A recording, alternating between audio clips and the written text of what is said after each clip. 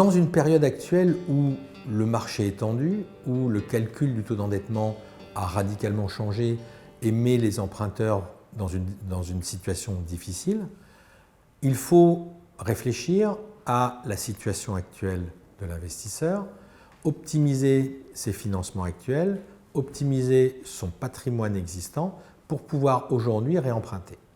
Je m'explique. On a constaté depuis un peu moins de 2 ans que les banques ont changé leur façon de calculer le taux d'endettement.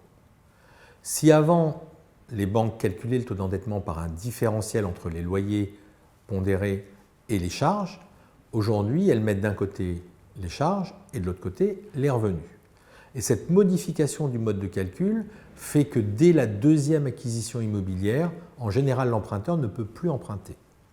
Et pour ceux qui étaient multipropriétaires à crédit dans les années précédentes, se retrouvent finalement aujourd'hui, avec les nouvelles conditions de calcul, en surendettement.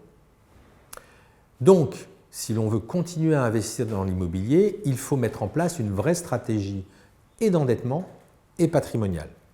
La stratégie d'endettement peut consister à arbitrer ces crédits par un refinancement des opérations qui ont été mises en place, donc un rallongement des durées, même à des taux plus élevés pour des crédits qui ont déjà été remboursés en grande partie. Ça permet de gagner de l'oxygène et donc de gagner de la capacité d'emprunt. Mais enfin et surtout, il faut, puisque les taux d'intérêt montent et qu'on a un risque de baisse de l'immobilier, il faut peut-être arbitrer une partie de son patrimoine pour capitaliser à un prix de vente aujourd'hui qui est encore élevé, stocker ce cash et attendre une meilleure situation pour pouvoir réinvestir derrière.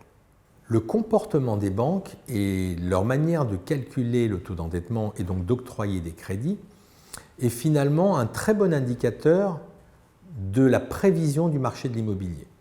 Ce nouveau mode de calcul qui est en vigueur depuis 1 an et demi, 2 ans, fait que finalement les banques anticipent une baisse sérieuse du marché. Elles demandent aujourd'hui un peu d'apport, les frais de notaire et un bout de travaux, parce qu'elles anticipent une baisse du marché de l'immobilier et n'aimeraient pas avoir une valeur hypothécaire inférieure au capital restant dû. On a connu la même situation en 2007, 2008, 2009, où les banques ont changé et sont revenues au même mode de calcul qu'aujourd'hui, anticipant une baisse du marché qui, cette fois-ci, n'a pas eu lieu.